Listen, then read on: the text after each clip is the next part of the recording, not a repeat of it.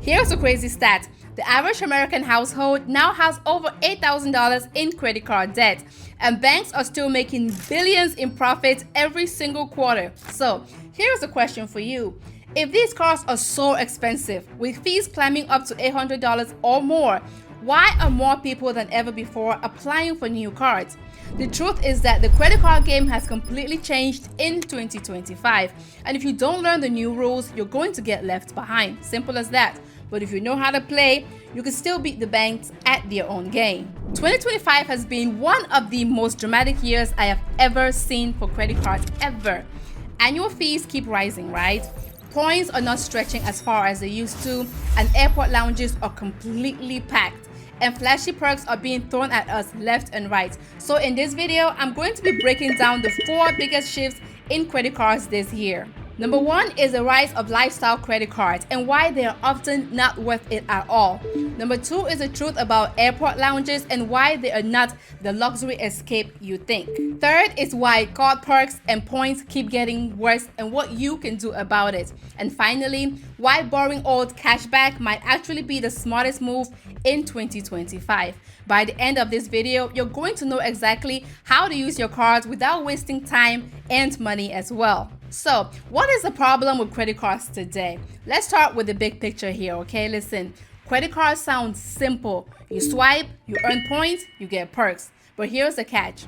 Interest rates are through the roof. The average card now charges over 20%. That means if you carry a balance of $1,000, you could be paying over $200 every single year in interest alone. So banks also offer coupon-style perks.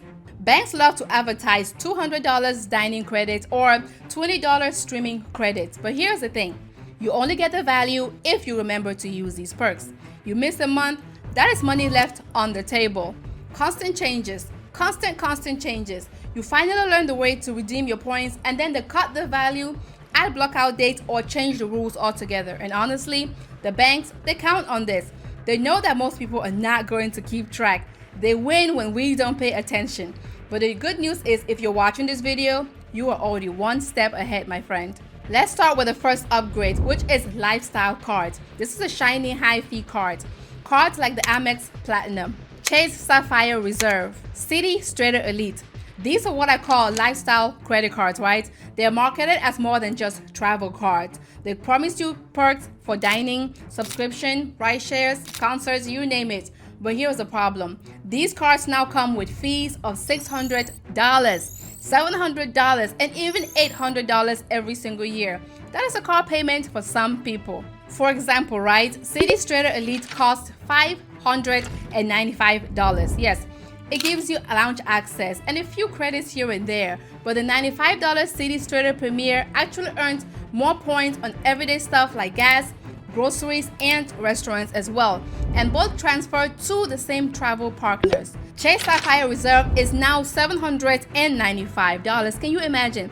Meanwhile, the $95 Sapphire Preferred still gives you access to the same partners: Hyatt, United, Southwest. That is an 8 times difference in annual fees, but not an 8 times difference in value.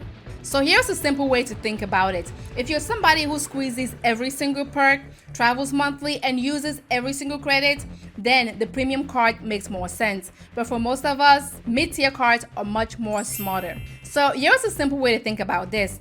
If you're the kind of person who squeezes every perk, travels monthly, or uses all the credits, then maybe the premium card makes more sense for you. But for most of us, the mid-tier card is much more smarter. I like to say this. Don't pay $800 for a buffet if you're only going to eat one plate. Simple as that. Upgrade number 2 is airport lounges. Okay, now let's talk about one of the biggest selling points for premium cards: airport lounge access. Now, don't get me wrong, listen, lounges can be very nice. Free food, free drinks, comfy chairs, a little escape from the chaos of the gate. But here's the reality, okay? Lounges are often overcrowded.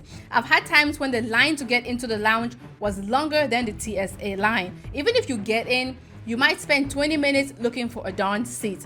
And sometimes the lounge itself is in a complete different terminal, so you end up sprinting right back to your gate anyway. Listen, issuers, they know this as well. That's why Amex cut guest access on Platinum altogether. Capital One is going to do the same in 2026. And Chase, they might follow along. Listen, I'll be honest. I've had trips where I just skipped the lounge entirely, got to the airport on time, got a sandwich, and went about my business. And guess what?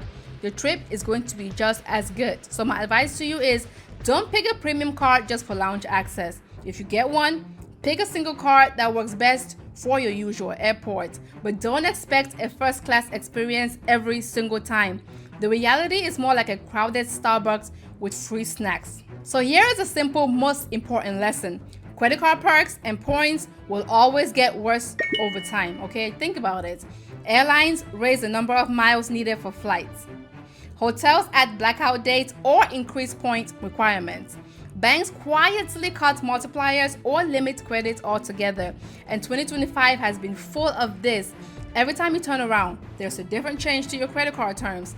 Here's the thing though, you can still win if you know and expect this. Always have backup redemptions. Listen, if your favorite airline doubles the miles you need, know another option, okay? Don't be loyal to just one bank. They're loyal to profits. They are not loyal to you. So if they stop offering value, move on. Just move on. I see too many people hang on to a card just because of a habit, right? Meanwhile, the value has been cut in half. Don't do that. Don't do that. Treat your card like a tool. Use it until it stops working for you and then go ahead and switch. Here is a mindset shift for you. Don't get mad when perks change, okay? Expect it. If you're flexible and ready to pivot, you're going to stay ahead. And as long as you don't carry a balance month to month, you are already ahead of half of Americans who pay interest every single month. Now on to upgrade number 3, which is cashback. Listen, cashback is back, baby. So let's wrap up with something that feels boring, but is actually winning big in 2025, which is cashback. Listen, points and miles are great if you love to travel and have a flexible schedule, but sometimes cashback just makes more sense. It is simple. For example, Discover It. It gives you 5% back in rotating categories as well. But here is a kicker. In your first year, they match all your cash back. That means you're effectively earning 10% on that. Another example is Amazon Prime Visa. They can give you 5% back on Amazon and Whole Foods as well. Simple. If you spend $5,000 a year there, that is $250 back. No complicated math. Simple as that. That's why I think the smartest strategy in 2025 is a hybrid setup, right? Use travel cards where you get outsized value, like transferring your points to Hyatt or Delta, right? Use cashback cards for everyday stuff where cash is king, right? And if you're married or share a card with someone, you can double down, split cards, and cover different categories altogether. You can also rack up thousands in value altogether. That is what my husband and I do with our cards, and it can easily add a lot of money plus every single year into your cash back. So listen, my friend, let's bring this all together. Lifestyle cards are shiny, but they are overpriced. Shoot for mid-tier cards instead. Airport lounges sound great, but they are often crowded and overrated as well. Devaluations of your cards are guaranteed, so always have a plan B. Cashback is stable, simple, and smart, okay? So play the game smart, stay flexible, and you're going to beat the bank every single time. Now, I want to hear from you. Are you team travel, team cashback, or a mix of both teams?